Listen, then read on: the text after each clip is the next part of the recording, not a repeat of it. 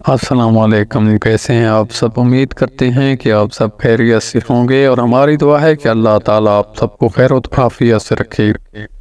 پیارے بھائیوں، ہمارے پیارے نبی کریم صلی اللہ علیہ وآلہ وسلم کی کچھ چھوٹی احادیث آپ کے سامنے پیش کروں گا۔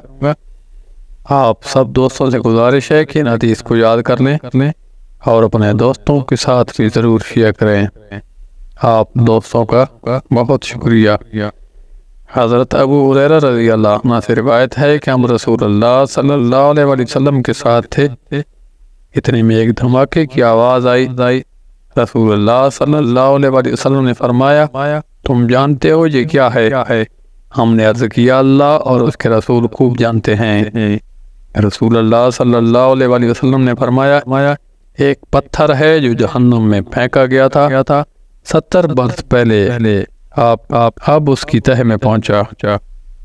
رسول اللہ صلی اللہ علیہ وآلہ وسلم نے فرمایا، جب انسان کبیرہ گناہوں سے اجتناب کر رہا ہو تو 5 نمازیں، ایک جمعے سے دوسرے جمعے تک اور ایک رمضان دوسرے رمضان تک، درمیان کے عرصے میں ہونے والے گناہوں کا مٹانے کا سبب ہے۔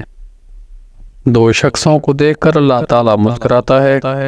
رسول اللہ صلی اللہ علیہ وآلہ وسلم نے ارشاد فرمایا، ایک وہ ہے جو سرد رات میں اپنے بستر سے اٹھ کر وضو کرتا ہے اور نماز پڑھتا ہے، تو اللہ تعالیٰ فرشتوں سے پوچھتا ہے، میرے بندے کو یہ تکلیف برداشت کرنے پر کس چیز نے بھرا ہے؟ فرشتے جواب دیتے ہیں کہ تیری رحمت کا امیدوار ہے اور تیرے عذاب سے ڈرتا ہے۔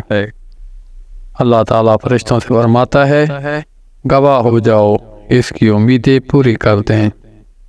اللہ تعالیٰ ہم سب کو ان پیاری احادیث پر عمل کرنے کی توفیق عطا فرمائے، آمین یا رب العالمین۔